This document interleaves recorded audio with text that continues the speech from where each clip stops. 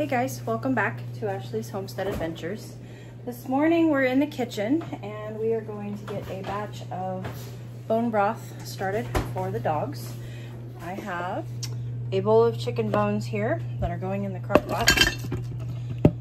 And these are just these are chickens from our farm that we butchered and then I cooked in the crock pot for 12 hours. Took the meat off of them, made dog food with the meat.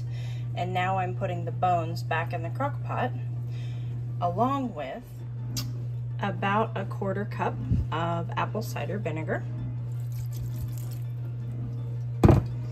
And then I'll fill the crock pot up to the rim with water.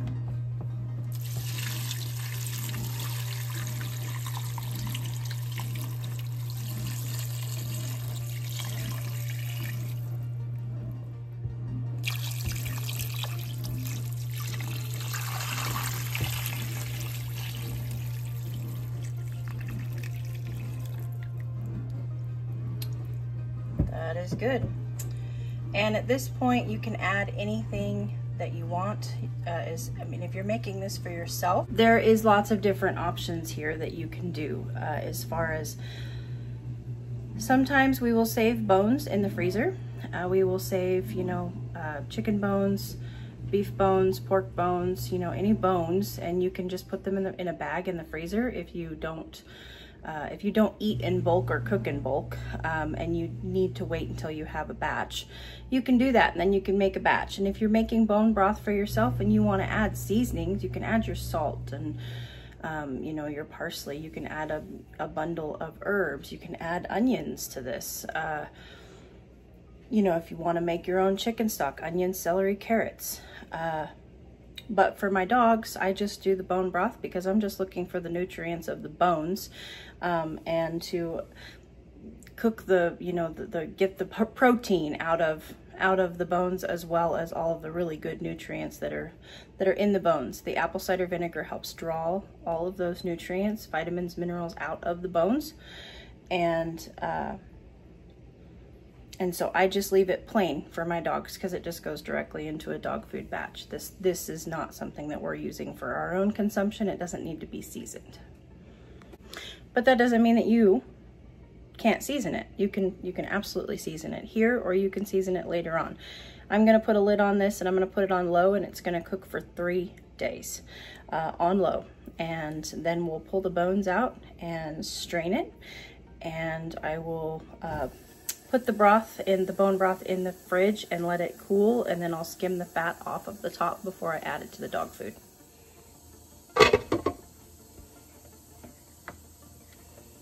All right, there it is.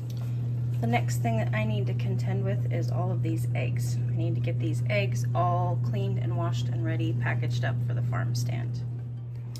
And there they all are, all packaged up and ready to go to the farm stand. Looks like we ended up with 5 18 packs and 5 dozen. And now the farm stand fridge is all full of eggs and ready to go for the clients.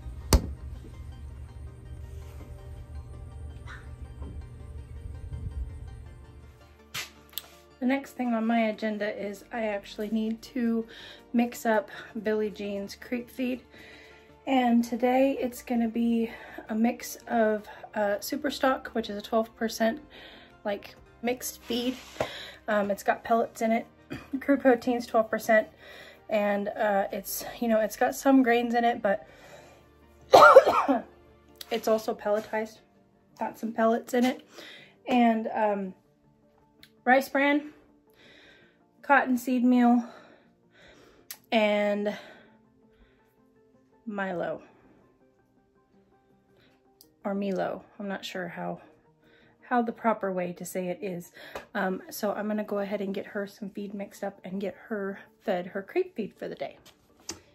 This is what it looks like. So it's got some corn and some oats in it, and then the protein pellets, and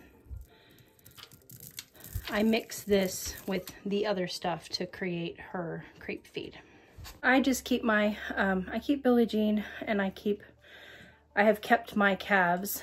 We don't have anymore other than Billie Jean right now, but we have kept them kind of on a creep feed just to make sure that they stay in good weight, and because most of the time we get bottle babies, so we start them on grain, you know, very quickly to help to supplement their nutrients.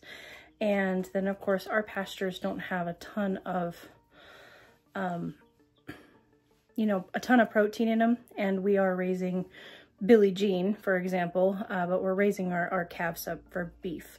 So Billie Jean we've been raising for 18 months now. So so that is the reason why we feed them a creep feed, just to add nutrition to their diet. And she's spoiled. There, I said it, I admitted it. My cow is spoiled.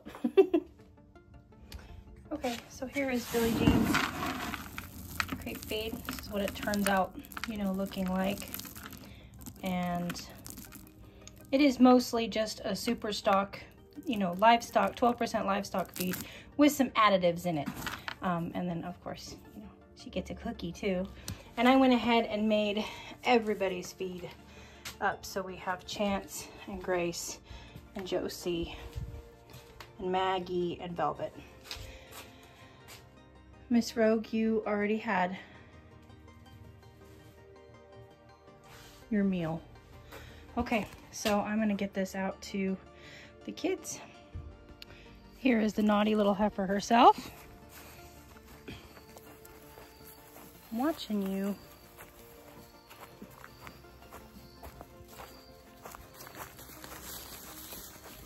Hey, don't be sassy. Don't be sassy.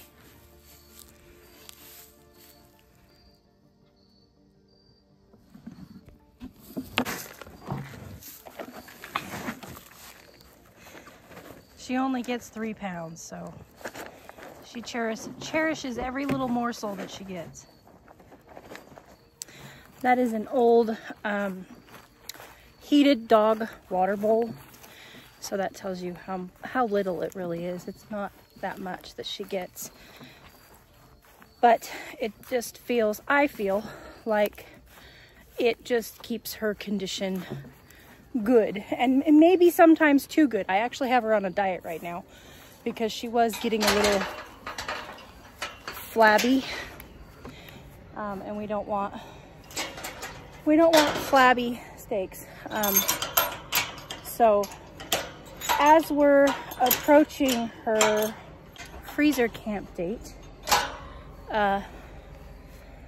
we will adjust her diet pretty drastically. For one, we will take her off of grass, off of pasture. We will give her a much smaller area to move around in, and she will be fed out with alfalfa and sweet feed, because that is the way that we like to finish our animals. So her diet's fixing to change a lot. Mainly just taking her off of pasture and grass hay, and she's not going to complain, trust me. They enjoy their last days of life because they get to eat the candy of the livestock world, alfalfa and sweet feed. Whoa! When did that happen? I did not think that that was going to happen. Who is that? Who's up there? That is 2 round bales high, you guys. That's 8 feet. It's up there. Hey, kitten, kitten. Lily, what are you doing? Oh, your eyes are all glowy. I hate it when their eyes are glowy. Huh, I didn't think they'd get up there, but they did.